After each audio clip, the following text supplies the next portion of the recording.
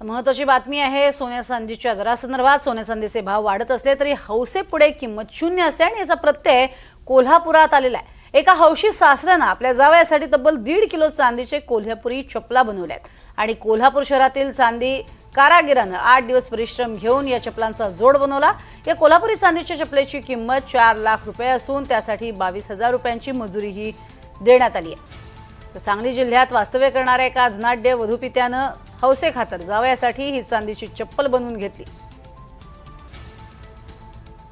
याबाबत आढावा घेतलाय आमचे प्रतिनिधी विशाल पुजारी यांनी. एक कारागीर आहेत कोल्हापुरातले, ज्यांच्याकडे लग्न समारंभ असेल अधिक महिन्यासाठी काही मागण्या ज्या आहेत त्या वाढल्याचं पाहायला मिळते.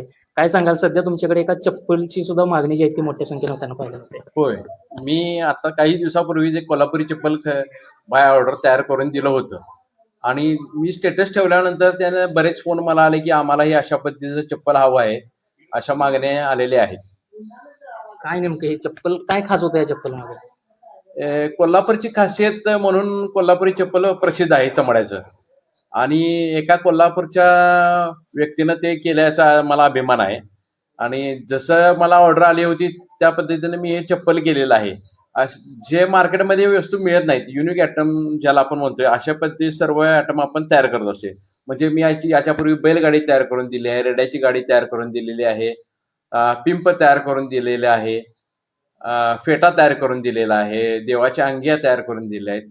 आता हे आईस्क्रीमचे कोण पण मला ऑर्डर आहेत.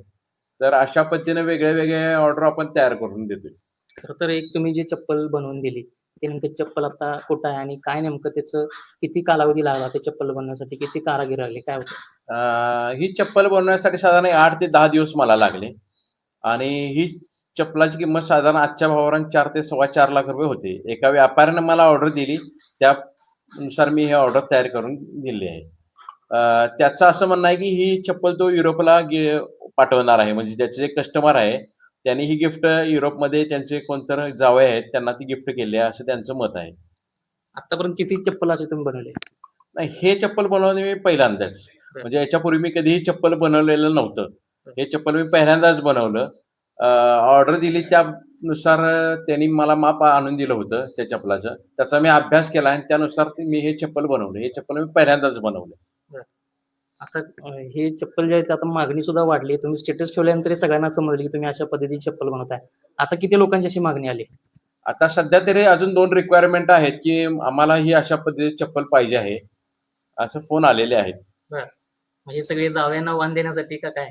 आता ते मी काय सांगू शकत नाही जावयाला वाण देण्याचं, पण त्यांना कदाचित कला आवडली म्हणून एक एक आपल्या घरात पण कोल्हापुरी एक खास वाण असावं म्हणून पण त्यांनी ऑर्डर केली असेल.